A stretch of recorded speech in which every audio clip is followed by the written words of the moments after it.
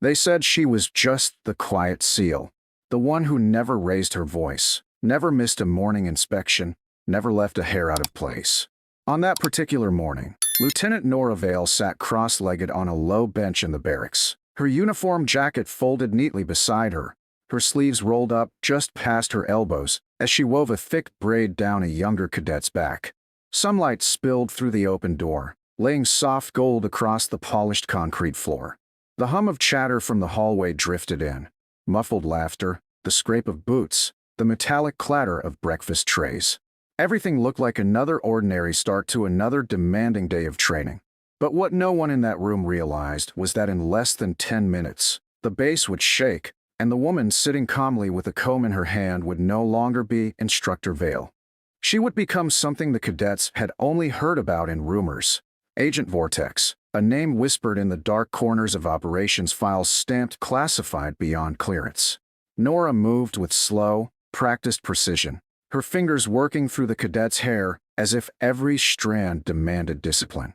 Around her, the others watched, half curious, half bewildered, at how the woman who could dismantle an assault rifle in under 30 seconds could also braid hair like she'd been doing it her whole life. It was disarming, almost tender, and maybe that's what threw them off. Cadet Hollis, sitting on the next bunk, smirked and muttered just loud enough for his friends to hear. Didn't know they taught hairdressing in BUD/S. A few chuckled quietly. Nora didn't glance up. She just tied off the braid neatly with a small black band and said, "Attention to detail saves lives, Hollis. You'll figure that out one day." Her voice was calm, the kind that didn't need volume to carry authority. To the cadets, she was a contradiction. Tough but quiet, sharp but soft-spoken. A 28-year-old with eyes too old for her age and a way of moving that made even the loudest recruits instinctively straighten their posture. They'd been told she had combat experience overseas, but no one knew much beyond that. Rumor had it she'd been pulled from active duty after a mission went wrong. Something about a fire, an explosion, a team that didn't come back. Others whispered that she'd turned down a promotion to major, choosing instead to start over as an instructor. Whatever the truth was, Nora Vale carried herself like someone who had already walked through fire and had no interest in proving it to anyone. Outside, the ocean wind rolled in from the west, heavy with salt and diesel. The base PA system crackled faintly with the morning announcements, routine drills, a weather advisory, a logistics reminder. The cadence of normalcy filled the room. But every so often, Nora's eyes flicked toward the ceiling speaker, as if she could hear something in the static no one else could. That's what the cadets never caught. The tiny signs of vigilance, the subtle tension that never left her shoulders. They saw a patient instructor. What they didn't see was a field operative trained to react before the threat even appeared. "Ma'am," said Cadet Reyes, her voice tentative. "How'd you get that scar?" She pointed toward the faint ring of pale skin circling Nora's right wrist. It looked old, surgical, perfectly round, like something had once been fused there. Nora looked down briefly, her thumb brushing the mark as if remembering a language only she still understood. "Long story," she said. "Fieldwork." Reyes frowned, curiosity stirring. "Fieldwork where?" "Somewhere hot," Nora answered with a small smile. "Somewhere loud." The girls laughed softly, unsure if it was a joke. Hollis snorted. Translation: she fixed air conditioners in Iraq. Nora looked at him, not with anger, but with that same steady composure that froze people mid-laugh. "If you ever make it that far," she said evenly, "you'll wish someone fixed the air conditioning." The room went quiet. Hollis looked away, and yet even that small exchange carried weight, because beneath the light tone, there was truth. Nora didn't brag, but when she spoke of heat and noise, she wasn't talking about desert weather. She was talking about the sound of mortars, the heat of detonations, and the kind of silence that follows when no one else is left breathing. Her fingers continued weaving through the cadet's hair, movements methodical, rhythmic, the way soldiers clean weapons or fold flags. It was more ritual than grooming, and maybe that's why the air in the room had shifted even before anyone realized it. You could sense it if you were paying attention. The way the lights flickered briefly overhead, the hum in the floor that didn't belong to the building's wiring. It was fate, but Nora noticed. She always noticed. Her hands paused for half a heartbeat, a flicker of instinct, then resumed. "Almost done," she murmured. The cadet nodded, unaware of the tremor passing through the floor beneath them. Then, from somewhere beyond the barracks, a low-frequency vibration rolled in like distant thunder. The sound wasn't loud at first, more like a pulse, a heartbeat reverberating through concrete. The cadets exchanged glances. Someone joked nervously. "Earthquake?" Another said, "Maybe training demolition drills again." But Nora had already stood. Her expression had changed. Not panic, not confusion, but recognition. She looked toward the intercom speaker, her hand resting lightly on the edge of the buck. And then, with a sharp crack of static, the speaker came alive. The base's standard alert tone cut through the room. One long, piercing note that every service member knew wasn't part of the morning routine. The cadets froze mid-motion. The voice that followed was flat, mechanical, authoritative. "Attention all units. Code Cerberus. Clearance Delta 1 required. Secure all non-essential personnel. Repeat, clearance Delta 1. The cadets blinked at each other, uncertain. Delta 1 was above their level. A code reserved for immediate deployment tasking. Reserved for operatives no one ever saw and few believed existed.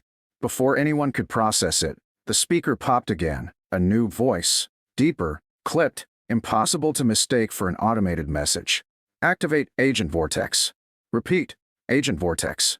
Operation Widowmaker is live. The silence that followed was absolute. Even the wind outside seemed to stop. One by one, the cadets turned toward Nora. She hadn't moved. The comb was still in her hand, the braid half finished, her eyes fixed on the intercom. For a long moment, no one spoke. Then Hollis, voice cracking, said, "Wait, did they just say?" Nora looked up slowly, her face calm but her posture shifting, the stillness before a storm. She set the comb on the bunk, tied off the braid with a final knot, and said quietly, "Finish the rest yourself, cadet." The room was still frozen when she slipped her jacket back on, the same jacket they'd all assumed belonged to a basic instructor. But as she fastened the collar, the light caught the small, concealed patch beneath her name tag, the symbol no one on base had ever seen, the insignia of a covert operations task unit. She adjusted the cuff of her sleeve over the circular scar and walked to the door. The cadets parted instinctively. None of them spoke as she passed. The youngest one whispered, "Agent Vortex," but the name barely reached her ears.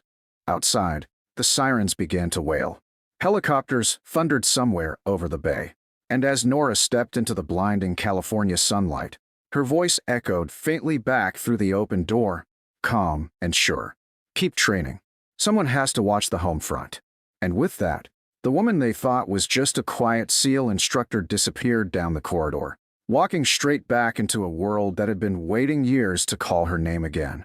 Because when the walls shook and the codes came alive, she didn't hesitate. She just stood, listened, and answered. Not as Lieutenant Nora Vale, but as Agent Vortex, the one they thought would never return. They said the alarms were just drills at first, but no one really believed that. The ground itself seemed to hum, trembling with an undertone that wasn't natural. By the time the second siren began to wail, the calm rhythm of morning life at Coronado had broken apart. Cadets sprinted across the courtyard, instructors barked orders into radios, and through all that chaos, Lieutenant Nora Vale was already gone, her name flashing across restricted terminals as clearance locks dissolved in sequence. She moved through the corridors with a kind of silence that didn't belong to panic. Each checkpoint opened before she reached it, guards stepping aside, their eyes widening when they saw the authorization tag on her badge.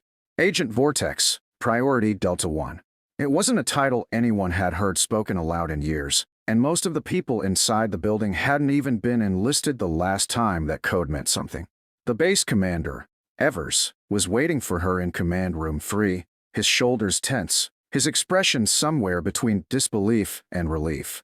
"You look exactly the same," he said, voice low. "Didn't think I'd ever see you again." Nora set her gloves down on the steel table. That was the point. Around them, the monitors glowed cold blue. Satellite feeds, encrypted channels, live tactical overlays. All alive with one name pulsing across the upper corner. Operation Widowmaker. Evers turned the screen toward her, pointing at a cluster of red blips off the Baltic coast. "They're back," he said quietly. "We intercepted chatter 2 hours ago. The pattern's identical to the last one. You know what that means." Her jaw flexed once, a faint muscle twitch that passed as quickly as it came. "They're not staying near the coast," she said. "He never does." "You sure? He's drawing attention there so no one sees where he's actually moving." She leaned closer to the screen, tapping the edge of a barely visible supply route that snaked down toward a port most analysts overlooked. "Here," she said. "Sarnoff. It's small, defensible, no satellite watch. That's where he'll move, and when he does, he'll close the exits behind him." Evers studied her face. "You sound certain." "I've chased ghosts before," Nora said softly. "This one still owes me blood." For a heartbeat, the command center was silent except for the hum of the servers. Evers finally gave a nod to the communications officer. "Get the team in the air." 5 minutes. Outside, the air whipped with turbine heat as flight crews ran final checks. The cadets, gathered near the training field, watched in confusion as black transport helicopters began to rise one after another, their rotors chopping the sky apart. In the center of that motion, they saw her, Nora Vale, the woman who'd been braiding a cadet's hair that morning, now stepping into the side hatch of the lead bird. Her expression hadn't changed. She looked steady, almost serene, her braid coiled tight against her shoulder, helmet tucked under one arm. "Is that her?" one cadet asked. "Agent Vortex," another whispered. None of them knew what the name really meant, but the way the officers stood straighter when she passed told them enough. Inside the helicopter, the noise was deafening. Wind slammed against the fuselage, the rotors roaring overhead, but Nora's heartbeat didn't change pace. The pilot glanced back once. "Ma'am," he said carefully. "Permission to confirm mission status?" She fastened her harness and checked her watch, an old, scratched piece of metal with faded initials carved into the back. "Operation Widowmaker," she said. "Status confirmed." The engines held. The aircraft tilted, rising into the bright California sky, cutting a path straight toward the clouds. Below, the base shrank into a patchwork of concrete and sunlight, and the cadets who'd doubted her just hours earlier stood frozen in place, shielding their faces from the dust. Someone murmured, "She's been waiting for this, hasn't she?" No one answered. Inside the bird, Nora closed her eyes. The hum of the engine blended with memory, sandstorms, gunfire, the sharp, metallic taste of adrenaline.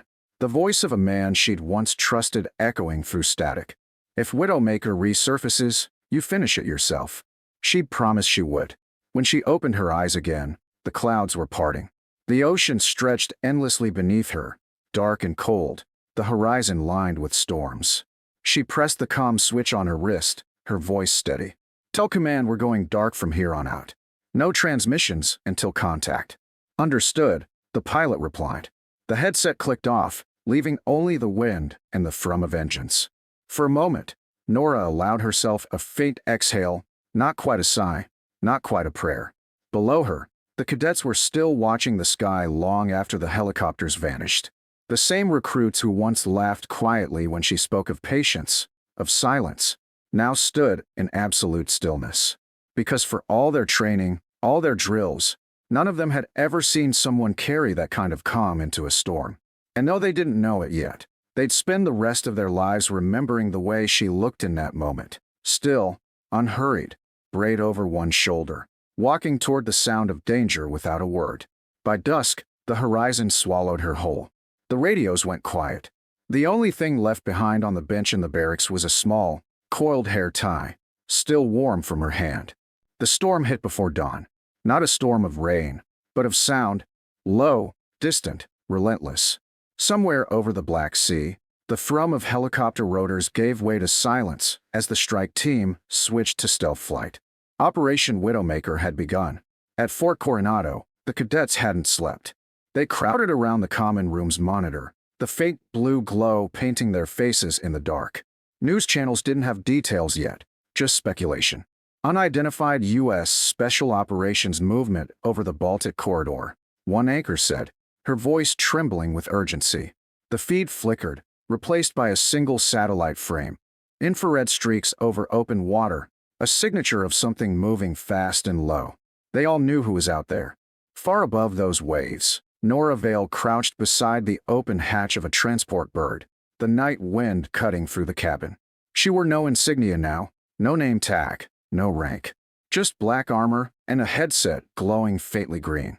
Below her, the coastline of Sarnov was a maze of lights, clustered around an abandoned shipyard. Through her visor, she saw the heat signatures. 8, maybe 9 targets, 2 heavy transports on standby. Widowmaker's operatives. The same men who'd killed her team 3 years ago, leaving her to be buried under a false file marked MIA. Vortex, command ready. Came the voice in her ear. Authorization to engage? She looked out over the sea, the horizon faintly red with the rising sun. Negative, she said. Not yet. They'll have eyes on infrared. Wait for their call out, then move. A pause. Understood. Nora reached down to her wrist, brushing the faint circular scar where her old comm device had once been implanted. That was where she'd earned the code name Vortex, because when everything collapsed, she was the one who stepped into the chaos and pulled others out. The name had followed her through black operations, through fire, through loss. She tried to bury it when she took the instructor post. But ghosts have a way of calling home. On the ground below, Widowmaker's convoy began to roll toward the docks. One of the operatives shouted into a radio, words she could barely catch through wind distortion. Then she heard it. The phrase that froze her pulse and lit her focus like a switch. Target package confirmed. Vortex compromised status. They knew she was coming. Her breathing slowed. They've got our comms, she said. Switch to encrypted analog, now. Within seconds, her team adjusted frequencies. The pilot banked low, engines cutting to a whisper. Nora signaled the rappel line, hooked in, and dropped into the night. The wind tore at her gear, the sound of the ocean rising to meet her. She landed hard on the dock, knees bending to absorb impact. Rifle up before her boots even touched the wood. 2 silhouettes turned. They didn't have time to aim. 3 quiet shots later, both fell. She moved like water, swift, controlled, silent. By the time her backup team made landfall, the compound's alarms were blaring. The firefight that followed was brief but surgical. Nora pushed forward through corridors lit by flashing red, clearing corners, sweeping rooms. Every motion smooth, methodical. She found him, the Widowmaker leader, inside the communications hub, standing beside a crate marked Cargo A-47. He turned when she entered, smiled fate. You should have stayed dead. She didn't answer. He raised his weapon, but hers was already leveled. It ends here, she said. He laughed once. You'll kill me, and nothing changes. Nora squeezed the trigger. The room went still. Smoke curled around the walls, the sound of gunfire fading into the sea wind outside. Through the window, the first light of morning broke across the horizon. Command, she said into the radio, voice steady. Widowmaker neutralized. Uploading confirmation. Copy, Vortex, came the reply. Extraction inbound. For the first time in years, she let herself breathe. Hours later, as helicopters lifted from the shoreline, the cadets back at Coronado watched the breaking news feed. Sources confirmed the success of a covert anti-terror operation. The anchor said, details classified. The footage showed only the aftermath, a smoldering dock, tactical shadows moving through smoke. But one frame caught their attention. A figure standing at the edge of the water, helmet off, hair undone, wind tearing at the braid she'd worn that morning. Is that her? One cadet whispered. No one answered. By evening, the base returned to silence. The news cycle moved on. The alarm stopped. And as the sun sank over the ocean, a lone figure walked through the gate, unannounced, unguarded, back into the barracks.